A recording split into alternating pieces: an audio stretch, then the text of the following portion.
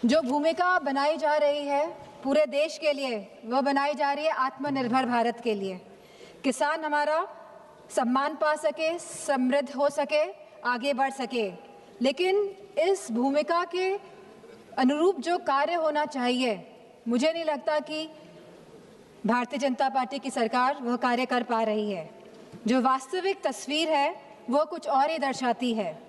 देश की जीडीपी की दर जहां 6% से बढ़ रही है पिछले 2 दशकों से, वहीं किसान विकास दर लगभग 4% से संघर्ष कर रहा है। और फसल क्षेत्र जहां पे छोटा और सीमांत किसान निर्भर है, वो केवल 2% से रेंग रहा है।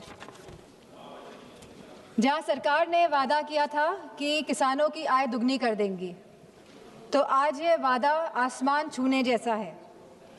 आज हमारे किसान भाइयों की आय केवल 8,000 से 10,000 रुपए तक प्रति माह सीमित रह गई है। और अगर हम फसल की खेती की वास्तविकता की बात करें तो यह आय केवल 3,800 रुपए प्रति माह तक सीमित रह गई है।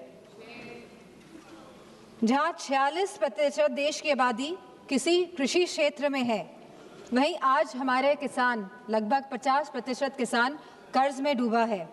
और पिछले 10 वर्षों में 10 लाख किसानों ने आत्महत्या करी है। ये अपने आप में ही सवाल उठाता है जो भूमिका सरकार ने तय की है आत्मनिर्भरता की, उसके ऊपर। और जहां ये सुसाइड्स, आत्महत्या लगातार बढ़ रही हैं, मेरी सरकार से मांग है कि जिस तरह आप बड़े बड़े कॉरपोरेट जगत के लोगों का कर्ज माफ करते हैं, जहां 16 लाख करोड़ का कर्ज माफ किया गया है कॉरपोरेट जगत के लोगों का, वही हम चाहते हैं कि आप हमारे किसान भाइयों का भी कर्ज पूरी तरह माफ करने का कार्य करें। हमारे अभी भारतीय जनता पार्टी के सांसद बोल रहे थे कि एमएसपी की बात विपक्षी दल क्यों कर रहे हैं। तो ये तो भारतीय जनता पार्टी के घोषणा पत्र में था 2014 के कि आप स्वामीनाथन कमीशन के फॉर्मूले पे एमएसपी तय करेंगे।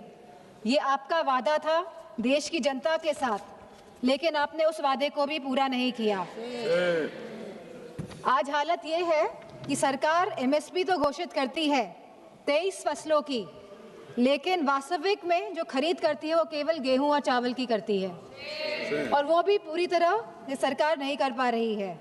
हम जानना चाहते हैं कि उत्तर प्रदेश में सरकार कितना गेहूं और कितने चावल की खरीद कर रही है और कितना प्रतिशत कर रही है, कितनों को वापस कर दिया और कितनों को वापस कर दिया गया है। आज जहां हम प्रधानमंत्री